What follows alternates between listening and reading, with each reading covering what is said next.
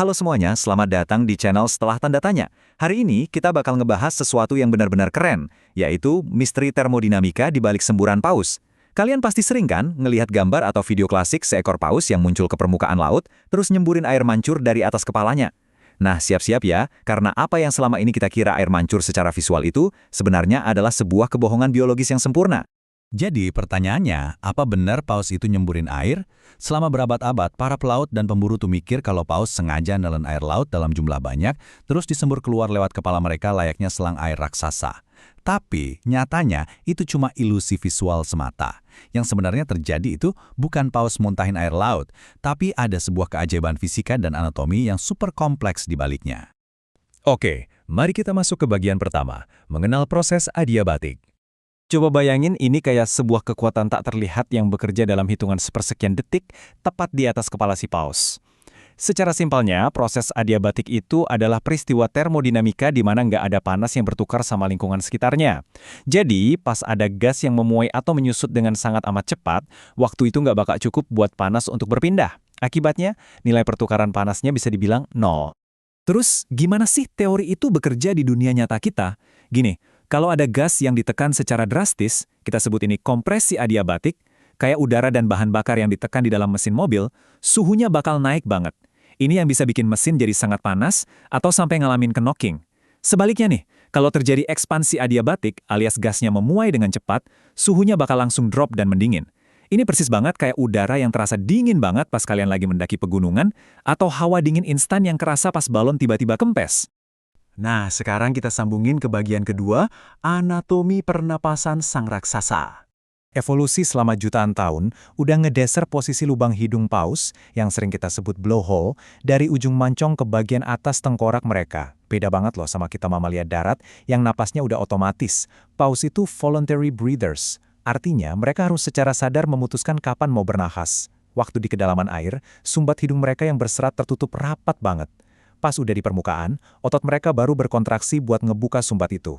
Udara dihembusin dan dihirup secepat kilat, terus cepret, semacam recoil elastis, langsung nyegel lubangnya lagi dalam sekejap. Ngomong-ngomong soal paru-paru, kapasitas mereka itu benar-benar beda level. Buat perbandingan aja nih, kita sebagai manusia cuma bisa nuker sekitar 15% udara di paru-paru dalam satu siklus nafas. Tapi, sang paus, mereka mampu mengganti sampai 90% volume udara masif mereka cuma dalam rentang waktu 1-2 detik aja. Luar biasa kan? Lanjut ke bagian ketiga, termodinamika pembentuk awan paus. Pas kita gabungin anatomi super tadi sama fisika adiabatik, kita akhirnya dapat nih jawaban dari ilusi air mancur ini. Kecepatan maksimal embusan napas seekor paus itu bisa tembus 720 km per jam. Bayangin aja, udara di dalam paru-paru paus itu ada di suhu tubuh mamalia pada umumnya, sekitar 37 derajat Celcius dan berada dalam tekanan yang luar biasa tinggi. Pas blowhole-nya kebuka, udara panas ini melesat keluar nembus atmosfer, udah kayak badai tornado mini. Di titik inilah ekspansi adiabatik yang kita bahas tadi mengambil alih. Udara hangat bertekanan tinggi ini tiba-tiba berekspansi ke udara atmosferik luar yang jauh lebih dingin dan bertekanan rendah secara instan. Suhu napas paus ini langsung anjlok nembus titik embun saat itu juga. Hasilnya, uap air dari napas mereka mengalami kondensasi seketika, ngebentuk sebuah awan kabut putih yang tebal. Jadi, itu kabut uap air ya, bukannya semprotan air laut cair kayak yang kita duga selama ini. Ini bawa kita ke bagian keempat, ingus paus dan identifikasi. Eits, tunggu dulu, awan kabut itu ternyata nggak sebersih uap air murni. Semburan paus itu, kalau boleh dibilang secara belak-belakan, pada dasarnya adalah bersin hidung meler yang bertekanan super tinggi. Matriks biologisnya itu kaya banget. Selain uap air, ada tetesan mukus atau lendir pelindung saluran napas, terus ada minyak dari kelenjar yang bikin semburan ini baunya ampun-ampunan. Nggak cuma itu, ada bakteri unik dari paru-paru, sampai penanda genetik dan hormon, kayak hormon kortisol untuk stres atau tanda kehamilan. Dan tahu nggak, semburan kotor dan bau ini rupanya bertindak sebagai tanda tangan spesies yang unik banget. Karena paus bergigi cuma punya satu lubang sembur dan paus balin punya dua. Anatominya bertindak layaknya nozzle atau penyemprot udara dengan pola yang beda-beda. Paus biru ngebentuk kolom vertikal lurus sampai belasan meter.